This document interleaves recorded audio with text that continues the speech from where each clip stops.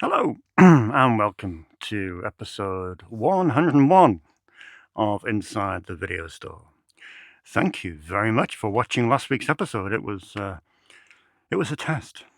It was a test to see how many of you could endure 131 minutes of Dave, and surprisingly, many of you did. Thanks for watching. It did spawn into a beast of an episode, unfortunately, but I appreciate you watching it. To be honest, it's got a ridiculous amount of views. Well, a ridiculous amount of views for this channel.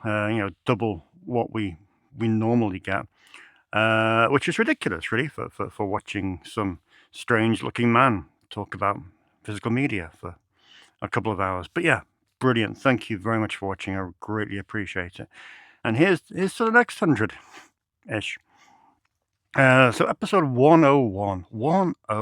Do you remember Room 101? That British TV show where you could put, a couple of things that really, really irritate you or you don't like into a room and it would be gone forever. Room 101.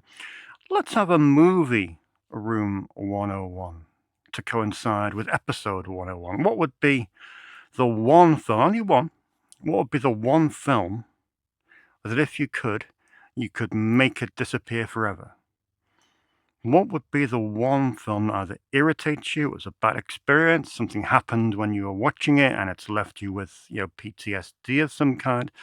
What would be that one film that you just want to vanish into thin air? Me, there's only one film. It's not even a competition. It is El Dorado. El Dorado. I think it was also re-released as The Road to Hell or something. It's a film by a guy called Richard Driscoll, also known as Richard Jailbird Driscoll. He served time a few years ago for tax evasion, and he had a habit of not paying actors.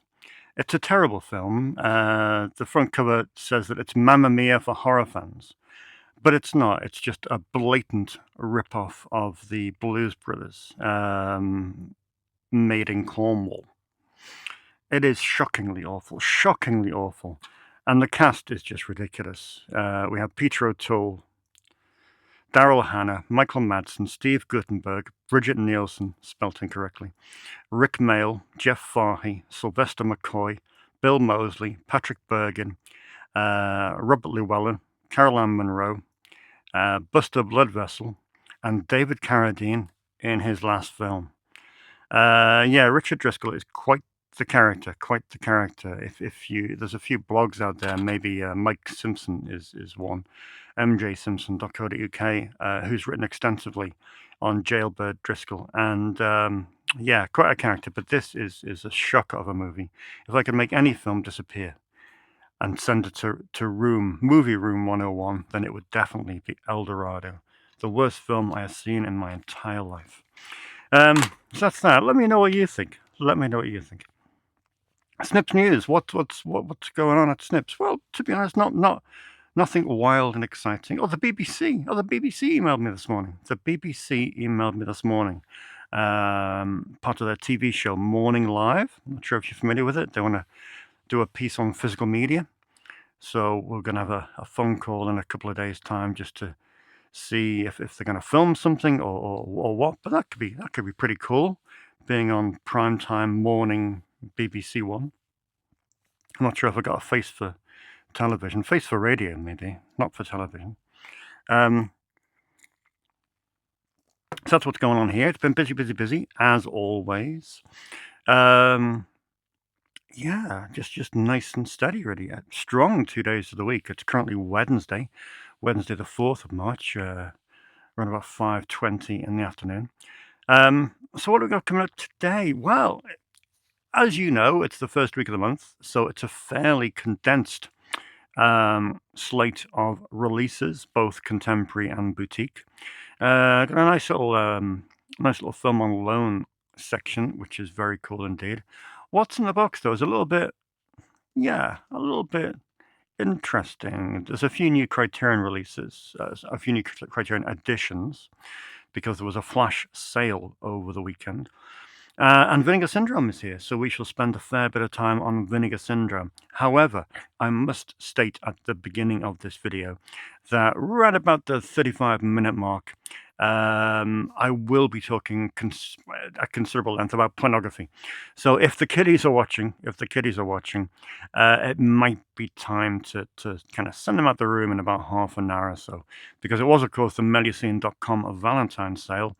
And there's a number of really, really exciting releases that I want to talk about. And I know you're going to say, well, but Dave, you can't rent them anyway. So what's the point in talking about them? The point in talking about them is it's important to acknowledge that they exist. I mean, I was just listening to the New Beverly calendar episode of Pure Cinema Podcast on the way home today. And they had, of course, the New Beverly used to be a porno cinema back in the day called Eros. And so to commemorate that, throughout February and March, they've been playing a number of erotic features. And today was kind of a bit of it was going over the March calendar, but also it was a kind of where are we to date episode based on how February went down. And to be honest, some of the XXX features that played in February, most of the audience, or a good portion of the audience, were female. So that goes to show you that, it's not a dirty old man in a grey Mac, in a dingy cinema kind of thing. I very much do believe that porno chic is coming back into fashion. Porno chic was the thing in the 70s where, the big three came out, Deep Throat, Behind the Green Door, and The Devil and Miss Jones. And it was kind of cool. I don't want to say hipsterish, but kind of cool for both for every gender to go to the theatre and watch a porno together, because they were made on 35mm and they were basically quality feature films, but that happen to have obviously penetration in them, and that should be really the way to view them. We need to get out of that dirty old Mac way of that cliche of viewing XXX films, really, because some of them are just too good to ignore. They really, really are. So we're going to talk about that in about half an hour's time. So, like I say, if the kiddies are up and about, then maybe I don't know, bound and gag them or something. I don't know what you do with kids. Only joking. Right, let's crack on with see what's come out. Interesting. We've got two big films this week. I'm just going to turn the clock on there. Two big films this week. Both of which are kind of bordering on mainstream to a degree. Edgar Wright's new film is out. Edgar Wright's new film has kind of been criticised for not really being an Edgar Wright film in his typical way. One, it's a remake to a degree, and two, it's an adaptation of someone else's words. It is, of course, The Running Man, based on the book by Richard Bachman, aka Stephen King. Of course, the first film was very, very successful. It's thought of very highly. So how does the remake fare? I know on Letterboxd throughout the last few months, the reaction was fair to middling. No one was really raving about it, but no one was, destroying it. It was very much a meh, kind of reaction. So let's see how it does on home media anyway. Let's see how it does at the video store. And let's see what the interest to it is. It's who's in the lead role? Glenn Powell is in the lead role, who I must admit I have no idea who that is. But Glenn Powell is in the lead role, taking over from Arnie. And Josh Brolin is in this as well, and William H. Macy too. Very cool indeed. So yeah, The Running Man is this week's kind of biggie, and that is that. Now this other one, this kind of snuck out under the radar. I didn't even realize they'd made a third one. When you're kind of obsessed with home media and Blu-ray releases, boutique releases, you don't tend to pay much attention as to what's playing at the multiplex. Obviously, you turn on Letterboxd and you scroll through, and you can get a flavour of what's playing. But I don't recall many people going to see this, certainly in my Letterboxd circle. But apparently it took about 200 million at the box office, global box office, so it seemed to do all right. It's the third film, isn't it, in the Now You See Me franchise. Most people return, like Woody Harrelson, Morgan Freeman, Jesse Eisenberg, etc., etc. The first two, I had good fun with, to be honest. For mainstream films, I was pleasantly entertained. How this holds up, I do not know. So if you've seen it, let me know. But it is Now You See Me, Now You Don't. Today's remake that didn't really need making is Silent Night, Deadly Night. It's a film by Mike P. Nelson, a remake of the classic seasonal slasher from 82, maybe, that spawned many, many sequels. And yeah, it's from the people that brought you Terrifier and 2 and Terrifier 3. I don't know if it's any good. I haven't got an issue with remakes, but as long as it brings something new to the table, I think James and Larney saw it, and they were quite complimentary, but not overtly in awe of it. So yeah, this is Silent Night, Deadly Night, out now on Blu-ray. One of my most popular anime DVDs has finally got an upgrade this week. It is Wolf Children.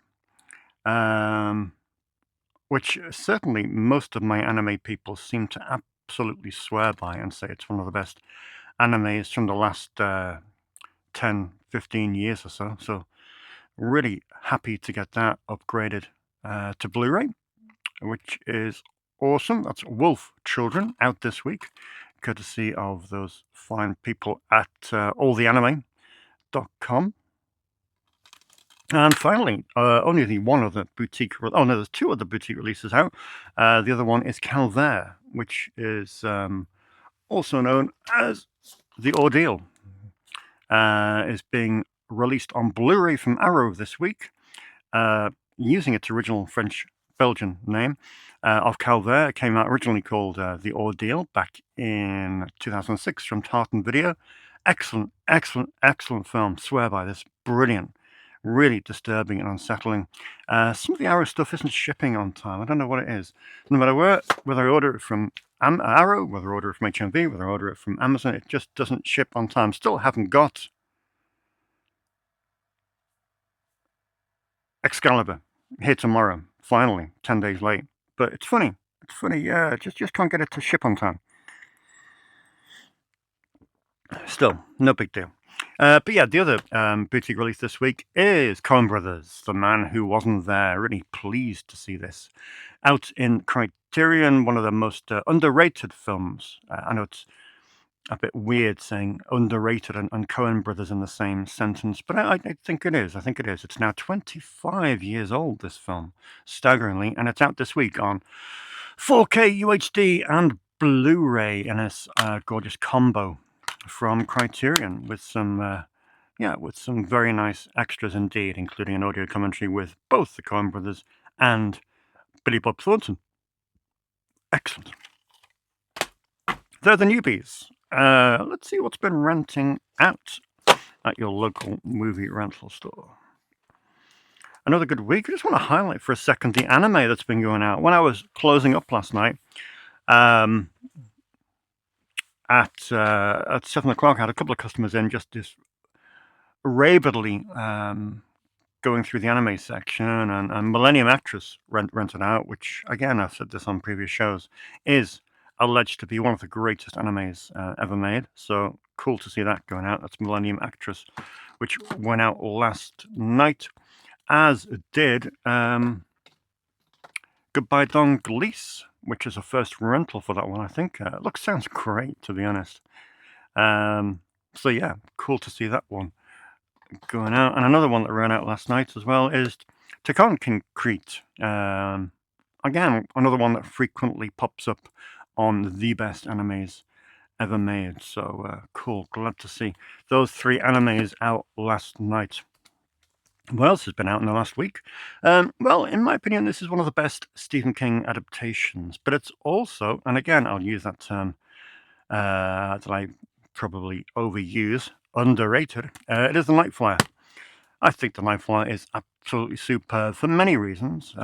One, it gives a rare lead role to Miguel, the late Miguel Ferrer, who I think is a brilliant actor. You might know him most of all from playing Albert in Twin Peaks.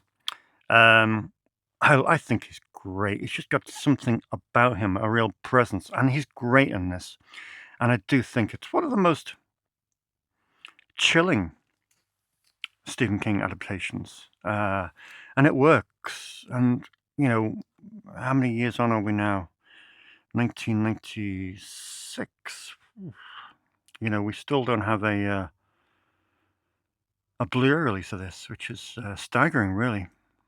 30 years on. Hopefully soon. That is Stephen King's The Night Flyer, directed by Mark Pavia. I imported this from Australia because, again, it highlights the power of Blu-ray, really. Obviously, Robert Duvall died, which is a shame. One of my favorite films of his is The Apostle, which he wrote, he directed, he produced, and he stars in. It's a stupendous film. I've had it here on an import. It's never had a release in this country since the days of video. But I love the film to bits. And I've had an imported DVD here for a decade and a half. And I think it's rented out maybe once or twice. But it's funny when things come in on Blu-ray. They just stand out, and they really do trigger people into, oh, if that's on Blu-ray, it must be all right. And I'm really pleased to see it going out. It is The Apostle. And hopefully, I think this film will rent out more in the next 2 months than it has in the last 20 years. Not just because Robert Duvall has died, but because it's in this excellent imprint Blu-ray. I thoroughly recommend the film if you haven't seen it. It's an excellent slice of kind of Southern Gothic, but more with it. Yeah, but it's great. It's great. 1997 it comes from. And you've got lots of great extras on there as well, including a visual essay by one of my customers, Ian McGarney, name spelt incorrectly. Cool. Neil took Wildside, Donald Cammell's film. Don't think he liked it that much, but it's a very contentious film. You know, it doesn't have that many fans. It was, of course, Donald Cammell's last film. The saying, or the story goes that he was locked out of the editing room during post-production, and unfortunately that had such a traumatic effect on the filmmaker that he committed suicide. A tragic figure, tragic film, not an entirely successful film, but an interesting one, not least because of the cast. You got Chris Walken, you got Anne Hesh, Stephen Bauer is in this as well, Joan Chen. It's worth a look. I'm not sure how readily available it is these days. This release was out on Tartan 26 years ago. So, yeah, Donald Cammell, of course, if you didn't know, was the co-creator of Performance, the Nick Rogue film. This seems to have popped up on a few Letterboxd reviews recently, and it's a film I love dearly. It's an Aussie film called The Loved Ones. Again, it's one of those that would seem primed for a second sight release, but not as yet. But it's great fun. Oh, it's such a great movie, and it's really cool to see it renting out. I hope the person that rented it enjoyed it, because I thought it was great. I can't believe it's 17 years old now. That's astonishing how time flies. Given world events right now, it wasn't a surprise that Wag the Dog rented out. Wag the Dog, of course, a brilliant satire from Barry Levinson, which looks at how the media can be manipulated during a time of war, or maybe not realistic war. Anyway, won't go down that route. But yeah, Wag the Dog, a very, very good and impressive satire that probably is 30 years old now. That's great. It was, of course, co-written by David Mamet, the brilliant screenwriter, who apparently is now a right-wing loony. Who knew? Great to see. I think Dominic took Reviver Volume 1. Just a really bold idea. I think I said to you last week that Vinegar Syndrome has somewhere in the region of between 30 and 50,000 reels of film in their warehouse, some of which are films that barely exist. They don't have an IMDb entry, they're barely remembered. So it was a genius idea to start putting these films onto Blu-ray, but in redacted editions. So, for example, if you read the box of Reviver, you will see that the contents are redacted.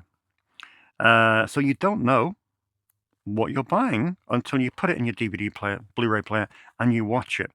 I watched Volume 1, which has got a great feature film on there that is brilliant, a regional film, restored from its original 35mm print. It's great. It's just a great little bit of almost exploitation to a degree. But I just liked the fact that it's almost like those secret showings that you hear about, in places like the New Beverly or the Prince Charles, where you're not told what you're going to turn up for, and then bang, there we go, surprise, this is what you're watching. It's kind of like that, and if you avoid all the spoilers, you can just get home, stick this in, and then you have an evening's entertainment that you have no clue what it is. Volume 2 has just been announced, Reviver Volume 2, and again, no idea what's on there, but it sounds absolutely fantastic, and I can't wait for that to arrive in a couple of weeks' time. One of my customers, Clive, I noticed they added this to their watch list on Letterboxd. It is, of course, Breeders, and I thought, well, I'm going to rent this to Clive without charging them, because one, it's important we should all knock films off our ever-expanding watch lists. But also Breeders is a film that I could never charge money for. It's a shockingly awful film. Back in the 1980s, when Empire was Charles Band's production company, when Empire was kind of struggling to fulfill demand for its films, struggling to get that conveyor belt going, they outsourced a lot of films to a guy in the on the East Coast in New York, a guy called Tim Kincaid. Tim Kincaid actually produced Enemy Territory, although he wasn't on set for any of it, but he did direct a number of films for Charlie. Things like Robot Holocaust, terrible film. Films like Necropolis, terrible film. Just terrible films. Breeders is one of those terrible films. But of course, Tim Kincaid is better known under another name. Tim Kincaid is actually Joe Gage. Yes, Tim Kincaid is Joe Gage, the gay porn director, who has been working in the gay porn industry for decades now. But in the 80s, he tried to have a stab at going straight, no pun intended. I think he did a film called Bad Girls Dormitory, maybe? Am I right in thinking that? And yeah, about 3 or 4 films for Charlie that really didn't pan out so well. So inevitably he went back to gay porn at the end of the 80s. I mean, they're worth a look. They're worth a look. I think one of them may be cropping up on a boutique release at the end of this year.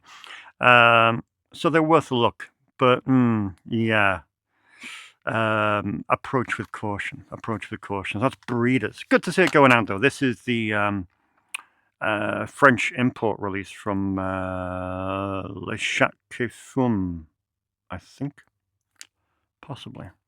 And finally, it's great. We're going to get onto this later, but it's great to see Rated X. This is arguably one of my most rented films over the last 3 months. Since the announcement of Behind the Green Door from Medicine, the Mitchell brothers' iconic XXX movie, people have been interested to know more about the Mitchell brothers. Rated X is their life story, as told by Charlie Sheen and Emilio Estevez. It's not the most accurate biopic, as most biopics are, to be honest, but it's an interesting watch. It does get a lot of detail, right? And it's directed, of course, by Emilio Estevez. Interesting story based on the book X-Rated by David McCalber. Yeah, definitely worth a watch if you're looking for a little bit of insight into that period. And it sort of gives you a bit of background into the XXX explosion that came during the early 70s.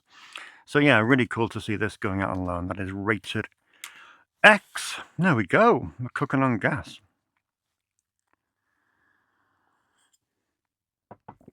Okay. Let's move on to what's in the box. Let's just check we're recording first. That's also a kind of handy thing in my estimation.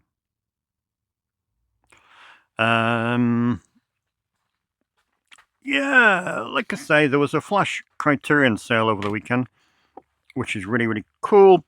Those have majority of which have just shipped only yesterday, so I'll feature those on next week's show. I think there's only about 6 or 7 titles. There's not a vast amount. Like I say, I do have the majority of Criterion films that have been released in the UK, but there's always a few little bits that I need to pick up. But they were good prices, and it's rare to have a flash Criterion sale in this country. It tends to be an annual event, so it's quite an unexpected and thus unbudgeted flash sale. So I couldn't go mad.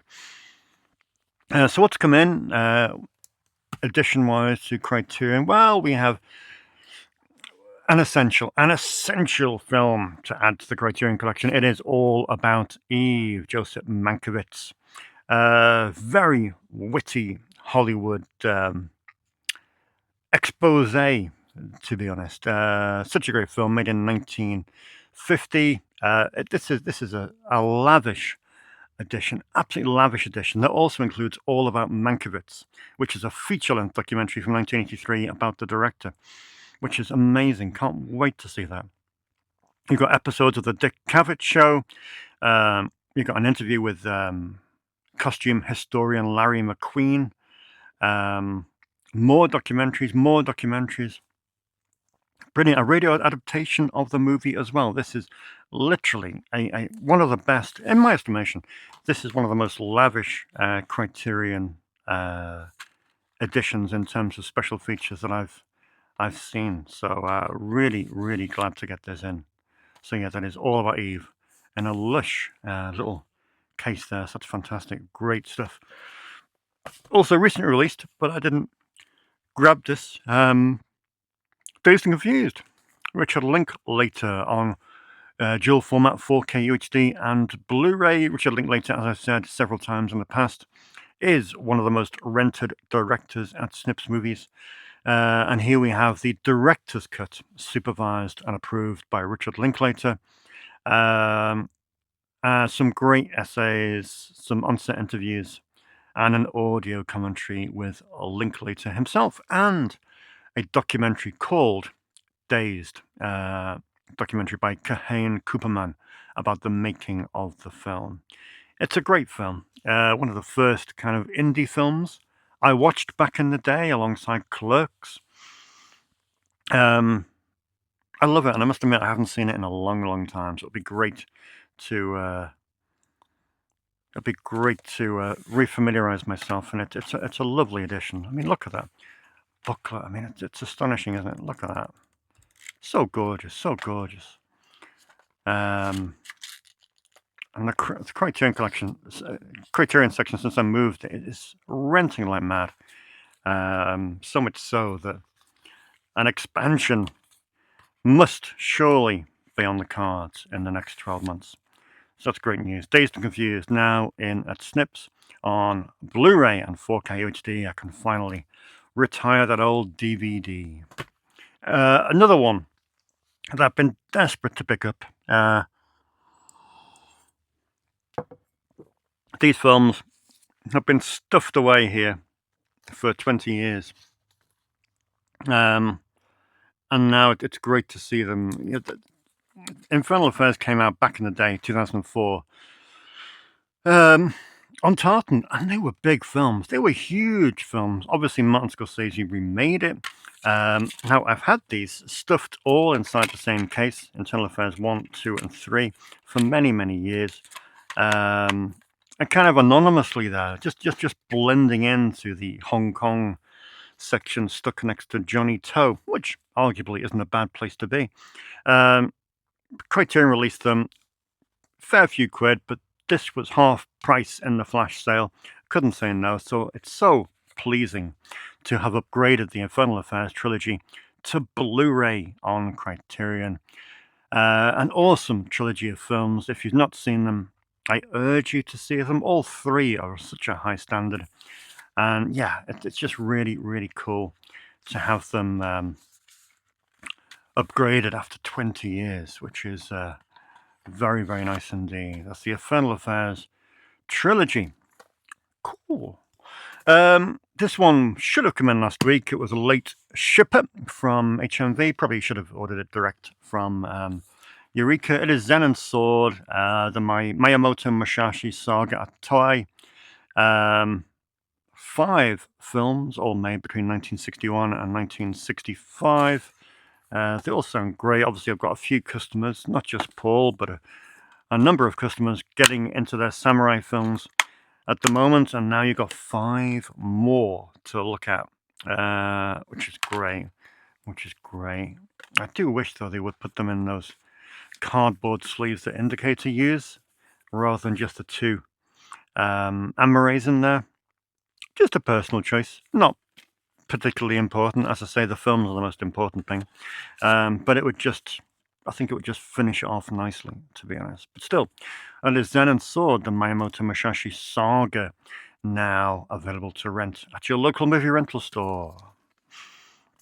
I thought I had the Barrytown trilogy by Ruddy Doyle, but I didn't. So Mark and his wife were in at the weekend and handily pointed out that I do not have the Snapper.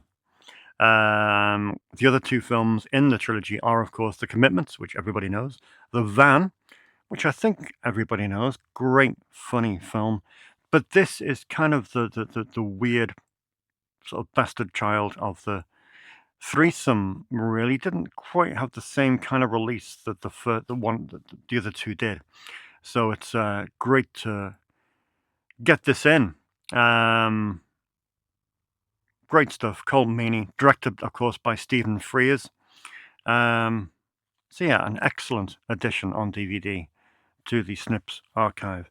And finally, been kind of low-key besotted with Billy Bob Thornton of late. But after this, it was the film he made after Sling Blade, the film he wrote and directed. He wrote and directed this as well. It is Daddy and Them. It did not set the world alight, unfortunately, despite the cast. I mean, who have you got on this? You got Brenda Blethyn, Laura Dern, Diane Ladd, Kelly Preston, Jamie Lee Curtis, and Ben Affleck. I mean, it's quite the cast. So, sounds fairly trippy, to be honest. Yeah, Daddy and Them. Jim Varney is in it as well, which is cool. The old film by Billy Bob Thornton. I think it's 2001 on that one. 2001. Cool. Right. There's always lots to talk about, isn't there? There's always lots to talk about. Right, let's have a look at these Vinegar Syndrome titles. Vinegar Syndrome and Partners. Is it the best month for Vinegar Syndrome? It's not bad. It's not bad. I'm kind of relatively happy with this range. Yeah, some good stuff there, I reckon. I saw this last night. It's called Bacterian. I thought it was bloody awful, to be honest. Good start. Vinegar Syndrome have released it on 4K UHD and region-free Blu-ray. It's an Italian film, shot predominantly in London. David Warbeck is in it. It's a monster on the loose movie, but it's really, really boring, which is disappointing because all the ingredients are there. It should be great. But yeah, it was a bit of a patience tester for me, in all honesty, unfortunately. But yeah, I mean, it's great that it's here on physical media, but it's just a bit of a disappointment. But hey, there we go. People might like it. Bacterian, also released as Panic in some territories. So you may know it as Panic or Bacterian. But yeah, bizarro Italian movie. But not bad. But just, yeah, a bit of a rough one. However, I did like this one a lot more. I saw this the night before last. It's Demon Warp, again on 4K UHD and region-free Blu-ray. Demon Warp, again, it's a bit of a Monster on the Loose themed month from Vinegar Syndrome. This spawned from an idea from the FX wizard, John Carl Buechler, who we were lucky enough to do a tribute to on the on one of the Arrow Blu-ray releases. I can't remember what it went on the end. It might have been Dolls? No, it wasn't. It was on something anyway, and that Enter the Video Store box set. Both Matty and I are huge fans of Demon Warp, of Buechler, and I'd never seen Demon Warp before, even though it was from a Buechler idea. It's a good movie. It's a good movie because George Kennedy is in it, and the presence of George Kennedy in any movie makes a film worth watching. There's some great Buechler-style effects, which you will recognize from the second you see them if you've seen films like Troll. And it's just a good romp with some, like I say, good practical effects and an entertaining story, even if it does sag a little bit in the middle. But yeah, a good release that's sadly been missing for many, many years. So just to have this on physical media is a big win for Vinegar Syndrome. Their third release this month is, or last month rather, February, is Body of Evidence. I don't think I've seen this. Was this the Candlewax movie? I think I saw this when I was a teenager, an impressionable teenager. So it does ring a bell. I'd like to see it again, to be honest. I think John was the first person to rent it straight out the box. And it's out on a 4K UHD and a region-locked Blu-ray, unfortunately. Uli Edel was the guy who directed it. You may know Uli Edel from Christian F., which is quite an art house film, to be honest. So it's an unusual pick for him. But yeah, you have Willem Dafoe in this, Joe Mantegna, Anne Archer, and of course, Madonna, as well as Julianne Moore and Jürgen Prochnow. I don't think it did particularly well, of course, even though it was released at the height of the erotic thriller boom in 1990. But yeah, we shall see. I'm looking forward to having a look at that. It certainly won't be as good as Last Seduction, which I saw for the very first time the other night, and I love that to bits. What a film Last Seduction is. If you missed last week's show, I've recently got it in on Blu-ray, and yeah, thrilled to bits with that. What a film. Bit of an odd one. This is a Vinegar Syndrome spin-off label. This is Dead Boys Can't Fly. It's a film by Cecil Howard. Now, Cecil Howard is a prolific XXX filmmaker, but this was one of his, straight movies. It's written by a guy called Straw Wiseman, who wrote a notorious film called Fight for Your Life. Fight for Your Life is quite an extraordinary film. Well, if you used to try and sell it on eBay back in the day, that used to be withdrawn by eBay because it was judged to be, illicit material. So this film, Dead Boys Can't Fly, is said to be a kind of mix between A Clockwork Orange and The Warriors that mixes aspects of Vietnam War reckoning movies such as Born on the 4th of July. So it's released by Vinegar Syndrome Archive, restored from 4K, but available to rent on DVD, region-free DVD. Looks very, very interesting indeed. That will be an interesting watch. Okay, that's the Vinegar Syndrome lot. So we're moving on to sort of Vinegar Syndrome adjacent labels now. We'll carry on with Cinematograph, which is just on the Liberties label. Big release for them. It's Boxcar Bertha, which is out on 4K UHD, which of course is region-free, and a region-locked Blu-ray. Boxcar Bertha is, of course, the one film that Martin Scorsese made for Roger Corman. It stars Barbara Hershey, as well as David Carradine, John Carradine, Bernie Casey. I've seen this way back. Can't remember much about it. So looking forward to watching it again, especially to look at the new 4K restoration that's been supervised by Martin Scorsese himself. Great release. I love these chunky boxes, but yeah, that's a good release film. Be good to. This is a film we've never ever had here in any capacity, so that's reason alone to be excited. Now, these two, a little bit contentious. I was kind of indecisive whether to get them in, but I thought, well, I'm going to stick them in my Region A section. These are both Region A locked, unfortunately, so the vast majority of you won't be able to enjoy them. However, I'm a big fan now of Bill Ackerman's podcast, Supporting Characters, which is a really, really cool podcast. The latest episode dropped this week where he interviews 42nd Street Pete.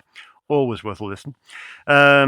And he did a commentary on this, and it's Abel Ferrara's Dangerous Game. Now, I've had Dangerous Game in for many, many years on first generation DVD. I don't know who put it out. And I do like that film. So I do have the capability to play Region A Blu-ray, so I thought it's a new 4K restoration, so I'm going to have to, take a chance on this. So it is Dangerous Game. It's available to rent on Region A locked Blu-ray, but I thought, yeah, gotta go for it because it's a good bit of Abel Ferrara. So if you have got the capability, then this is now available to rent.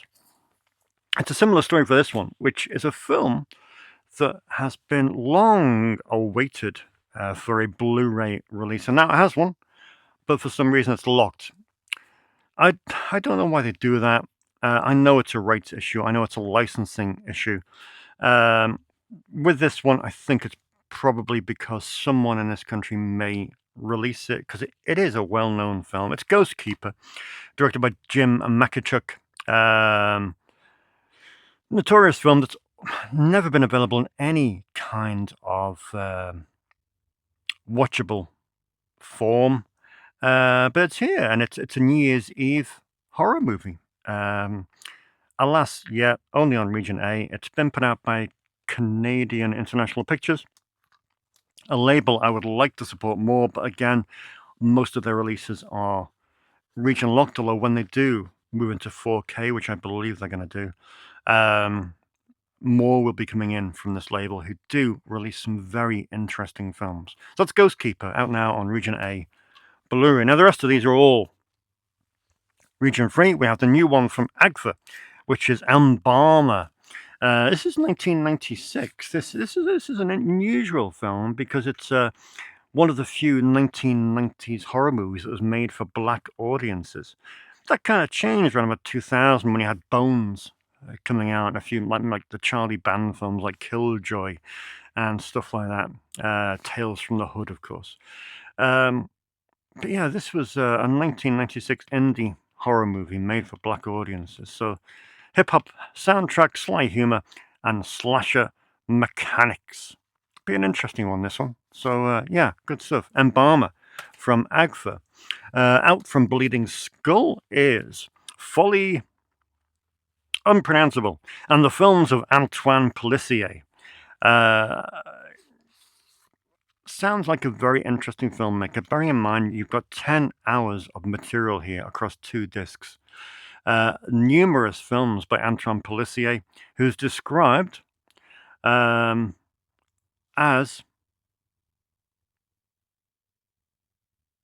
the underground answer to Jean Rollin. Interesting. A physician by day and horror maestro by night. Handcrafted art horrors from France, spread across 1977 to 2021. Interesting stuff. Will be interesting to have a flick through those. So yeah, they are the films of Antoine Pelissier, this month's release from Bleeding Skull. From Umbrella, it's a lovely, lovely film, which I'm really thrilled to have in on Blu-ray. It's called Love and Other Catastrophes. Aussie film, directed by Emma Kate Grohan. Frances O'Connor is in this. Rhoda Mitchell is in this. Yeah, it's a good film about trying to be an adult. Really love Another Catastrophes. Great little indie film from 1996 that does deserve a bigger audience, and I'm pleased to have it on Blu-ray here. And I'll be going into my umbrella section. Cult picks are really starting to get a name for themselves in terms of unique little Swedish movies. The Bleeder is a rather menacing film or sounding film from 1982.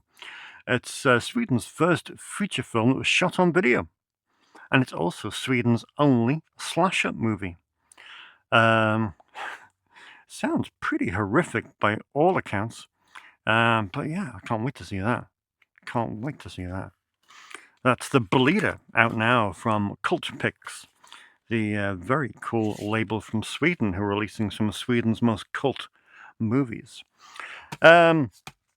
If you're a comic book fan, you may want to check out this new documentary from ETR Media. Well, it's an old documentary because it dates back to 2014, but it's an interesting documentary that looks at the story of Image Comics. Image Comics, of course, was created by 7 people who left Marvel and decided to go about on their own and create a new comic book company. Titles like The Walking Dead spawned from it. It's all about personal freedom, entrepreneurship. You got Robert Kirkman being interviewed in this, Todd McFarlane, the Spawn creative, Mark Silvestri, Jim Valentino, all the well-known writers and artists, Jim Lee. So yeah, if you like a comic book, you will like Image Comics because they're quite iconic. I bought many of them back in the day. So that's a great little documentary on Image Comics called The Image Revolution. The latest one from Saturn's Core is Deadwood Park. It's the new film by Eric Stantz. Eric Stantz, of course, did some very, very cool films back in the day, namely the film Shattered Dead. Shattered Dead, that was a film and a half, wasn't it? Sounds interesting. It's shot in and on location at Midwestern drive-in theaters, creaky cabins, and an actual overgrown, abandoned amusement park. It's a sweeping, gore-soaked, shot-on-video folk horror epic from the visionary Missouri-based video author Eric Stantz. Savage Harvest, Scrapbook, etc., etc. Maybe he didn't do Shattered Dead. Sounds great. Sounds great. Quite an epic. It's a 2-hour movie, but really does sound quite unique indeed. Called Deadwood Park, and it's out this month on Saturn's Core. And finally, from Vinegar Syndrome Partners, is this new release from VHS Hipfest. It's Dead of Night, the complete series. It's a supernatural shot-on-video TV series that aired on Spokane Cable Access TV. It's described here as David Lynch directing The X-Files, and it does sound completely wild. It shot over 3 years, between 1994 and 1997. It contains 12 episodes with a running time of 6 hours. Yeah, low-budget TV show made for cable access television. Sounds pretty crazy. It's Wayne Spitzer's Dead of Night. There we go. So that's your lot until we get to the XXX stuff. So get your kiddies out the room because we're talking XXX.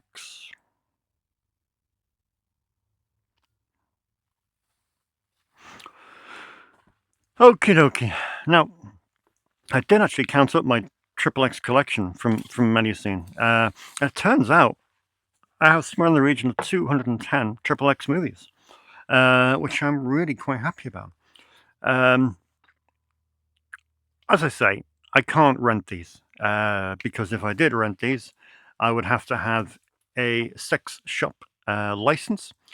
And although it's tempting, I don't think my old grannies that come in to buy their sympathy cards and the cards for their granddaughter would be too thrilled about getting them from a sex shop, unfortunately.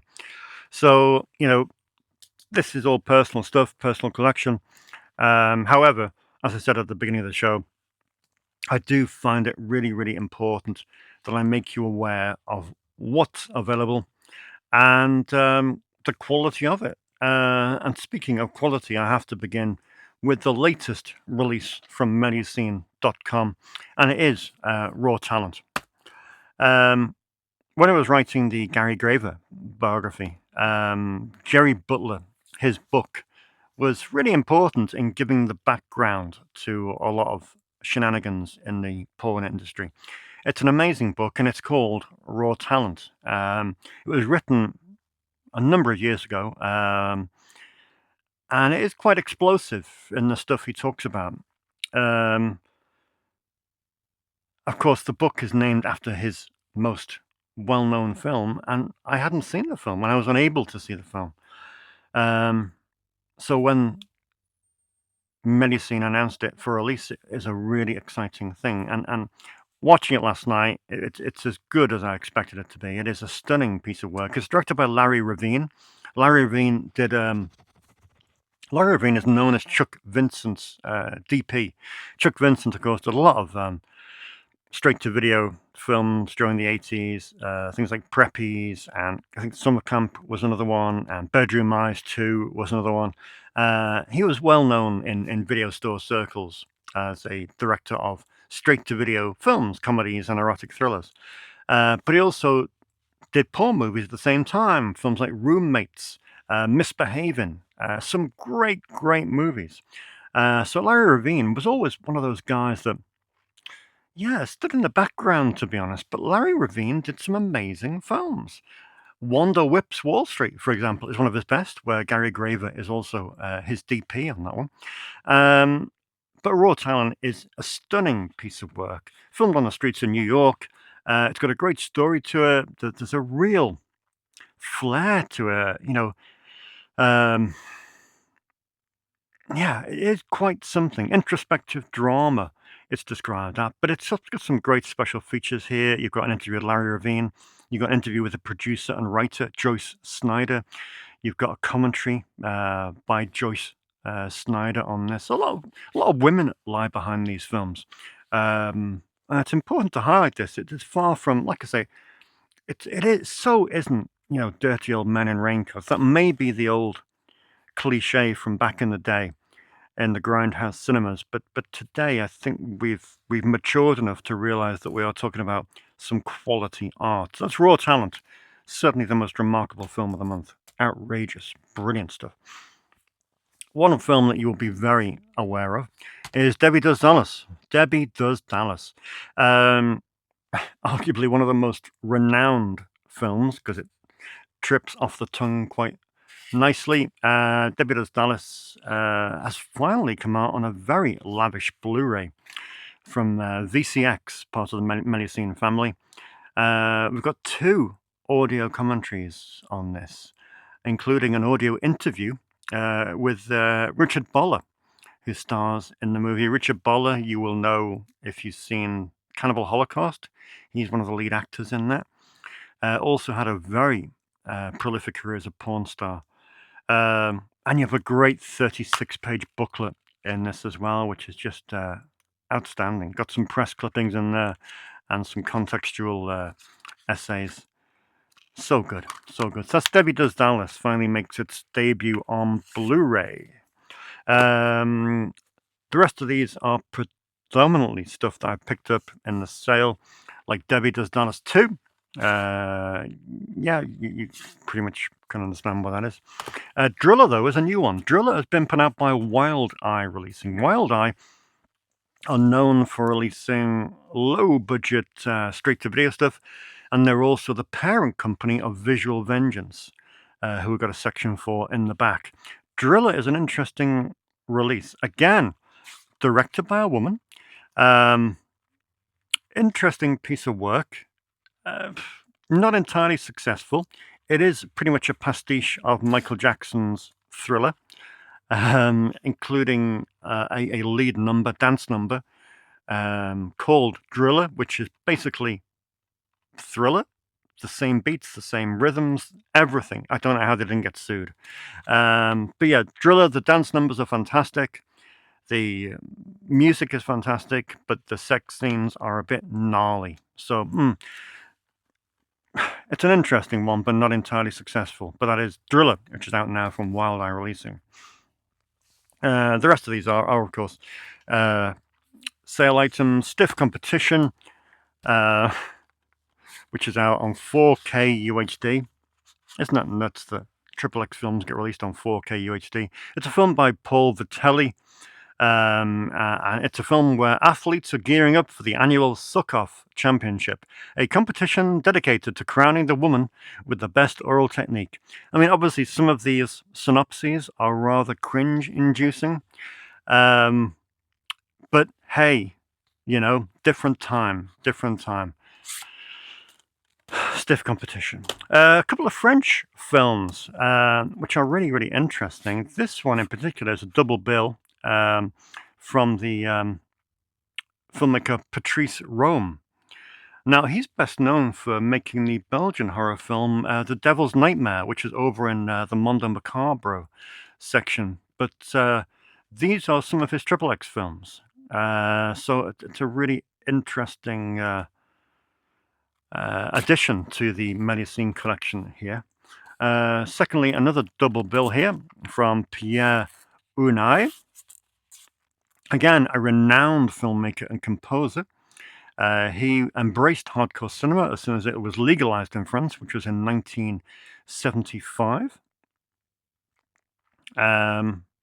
So this is pretty much the golden age of French XXX filmmaking. We have James Bond, 006. Can you guess what this is?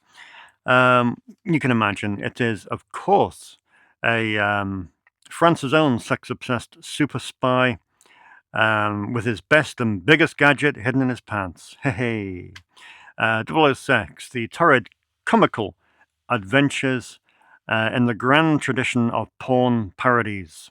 This was from 1981. Also got the sequel from 1986. And as a bonus feature, you have the third film in the franchise, which is just pretty much a montage of the first two films with no new footage whatsoever. Back on to the American stuff, we have A Girl's Best Friend,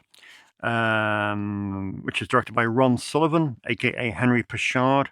All the classic people are there. Veronica Hart, arguably one of the best actresses in the business. Richard Boller, again, from Cannibal Holocaust.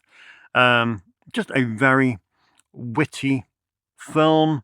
Cinematography by Larry Ravine, who directed Raw Talent. So you have a lot of crossovers here. You're seeing a lot of the same names crop up again and again and again. And you have a great audio commentary on here by film critic Glenn Kenny. Over to Italy, we have The Beast in Space. Now, the sanitized version of this film got put out by Shameless Film a number of years ago. This film is directed by Alfonso Brescia, who did the giallo naked girl killed in the park. And it's just a sci-fi with peplum-esque plot twists. And it's been restored from the original 16mm negative. High School Memories, you can imagine, is a film by Anthony Spinelli, arguably one of the best directors in the business. You've got John Leslie in this film, not Blue Peter's John Leslie, by the way. Jamie Gillis, Annette Haven, one of the best that ever did it. And yeah, but Anthony Spinelli, his best film is Sex World, which is kind of the XXX version of Westworld. It's here on 4K UHD. It's from 1977. It's a spectacular film. One of the most ambitious hardcore blockbusters ever made. But Anthony Spinelli, his real name is Sam Weston, and it is just a quite spectacular sci-fi, which has shades of Westworld about it, really. Yeah, quite something. Now, this sounds very interesting indeed. It's Memories within Miss Aggie. It's a chilling study of loneliness and religiously based sexual repression. It's directed by Gerard Damiano, who, of course, is best known for directing Deep Throat, and ranks among the strongest and most unsettling psychological character studies in the history of erotic cinema. I mean, if things like that must sell them to you, obviously. Turning it down a little bit to just plain old erotica, we have 3 films from Herschel Gordon Lewis, the iconic director of Blood Feast and all those classic gore films from the 60s. These were previously thought to be lost, but we have 3 films that Herschel Gordon Lewis made with an erotic flavor.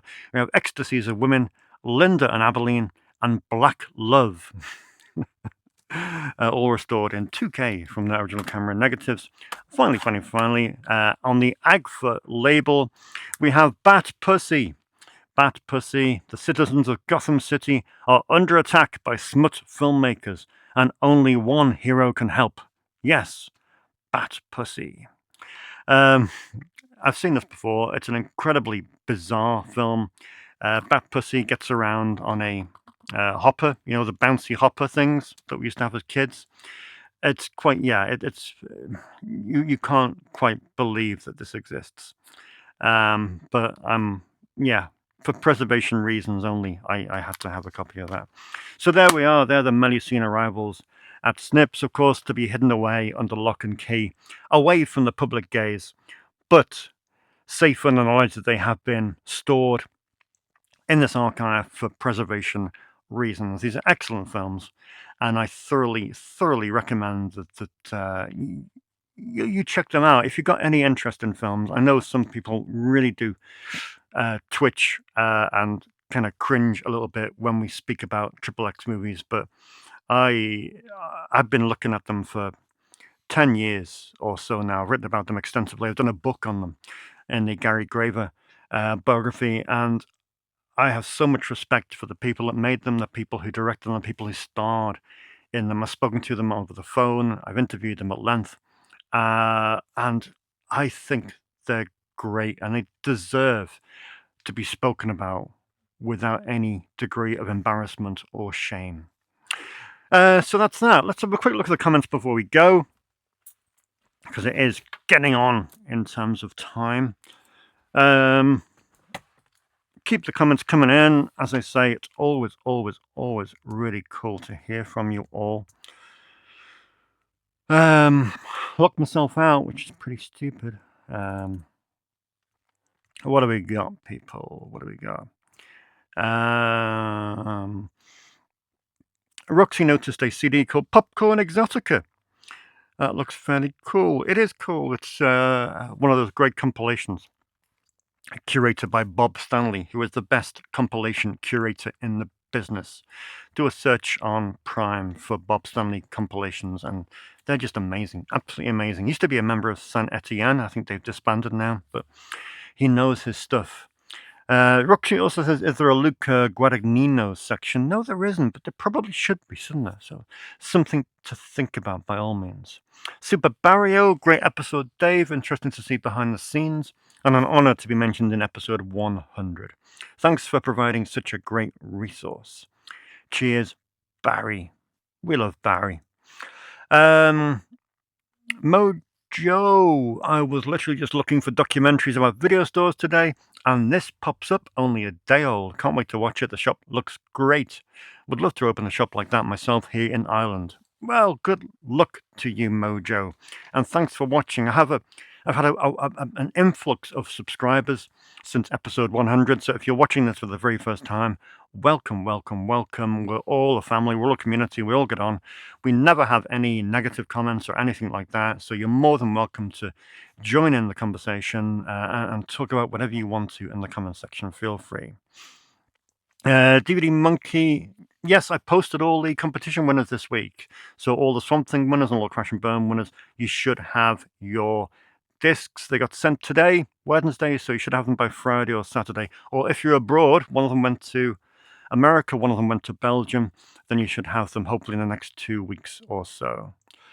But yeah, DVD Monkey watched Westworld and the 101 release of Runaway over the weekend. Interesting. Two films about malfunctioning robots, both written and directed by the late great Michael Crichton. Michael Crichton. He was a guy. When is that Michael Douglas film going to come out in this country? What's that Michael Douglas film that Michael Crichton did back in the day? I forget the name of it.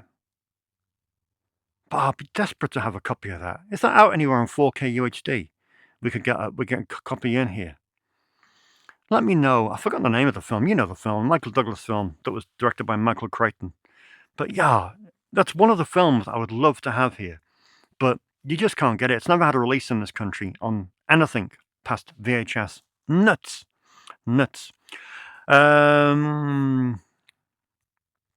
Brick Build is making another coffee, which is cool. Dan Turner says, Sidney J. Furie, director of one of my favorite films, The Ipcress File, and one of my worst films, Superman 4. Truly a renaissance man. Yeah, we did a Sidney J. Furie thing last week. I'm going to set up a section somewhere for him. But a wild career.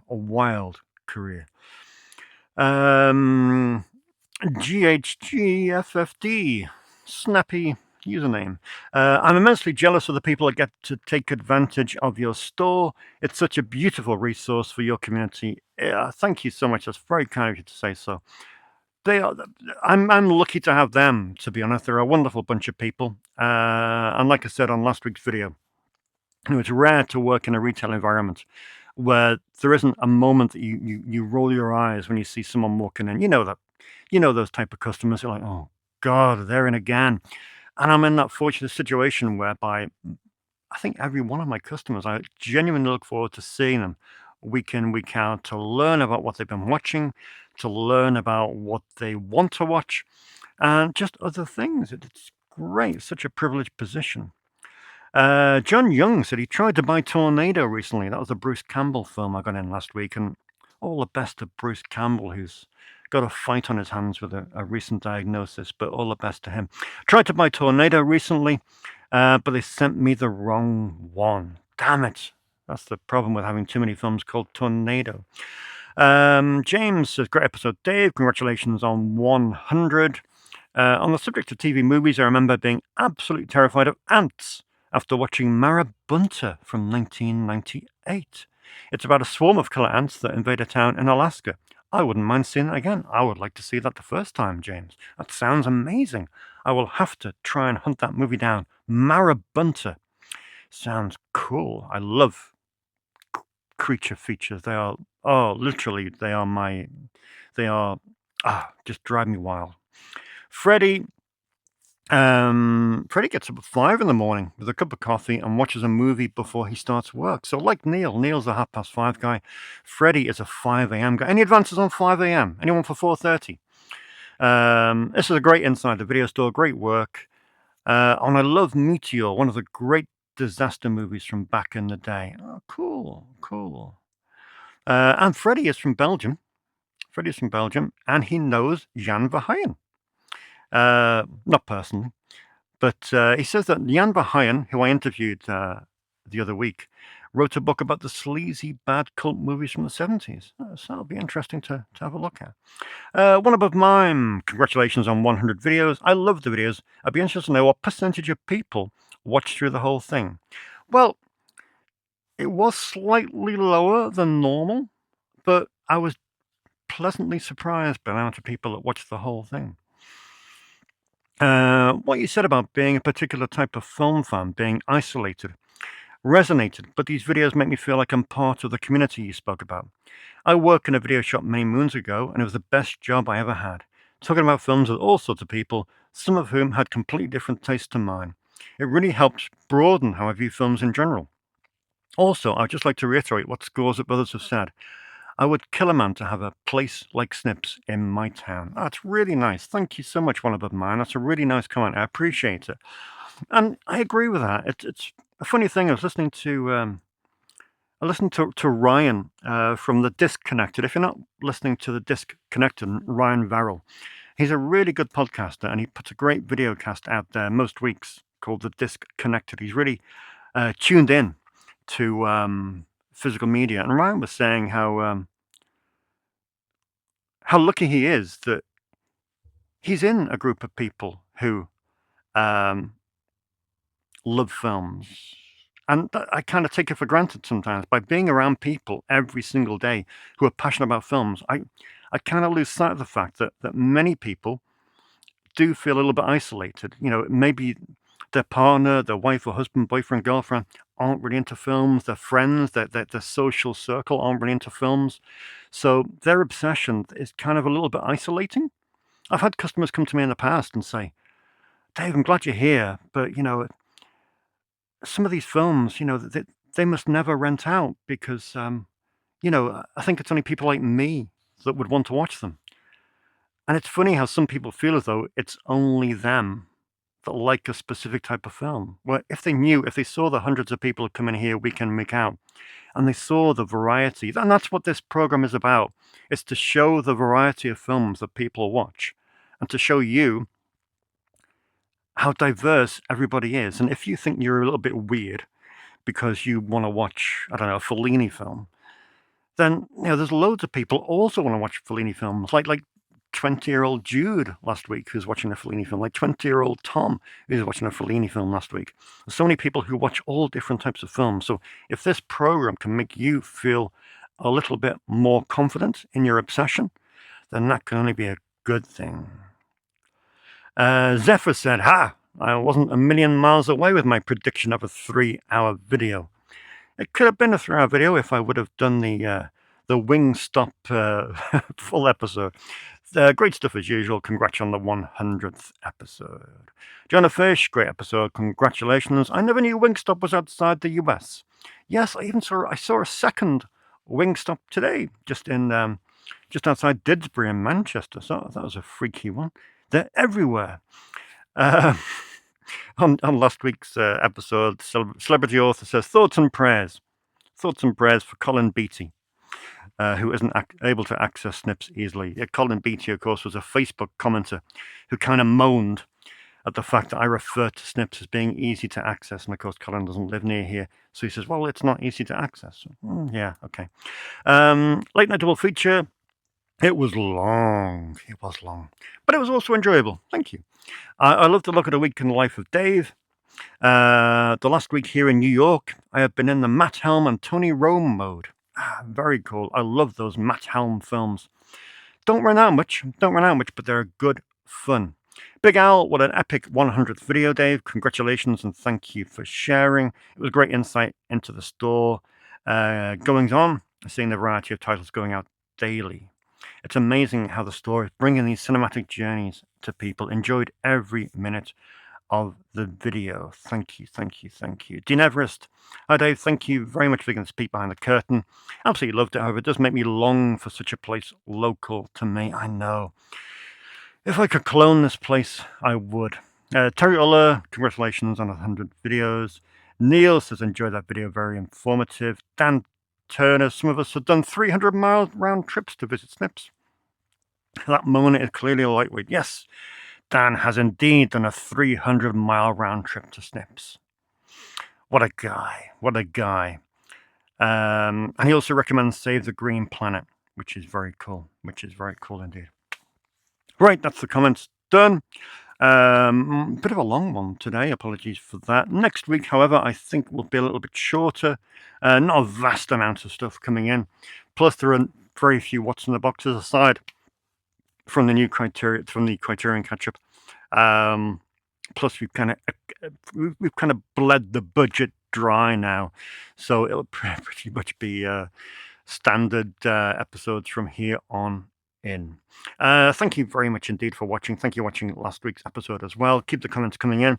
If I have any more updates on the BBC, I will inform you via social media. And of course, you can find Snips Movies on social media, on Instagram, Facebook, and YouTube. But you know that because you're watching this. Right, I'm going to go off. I'm going to pick some films for tonight. And I will see you in 7 days' time.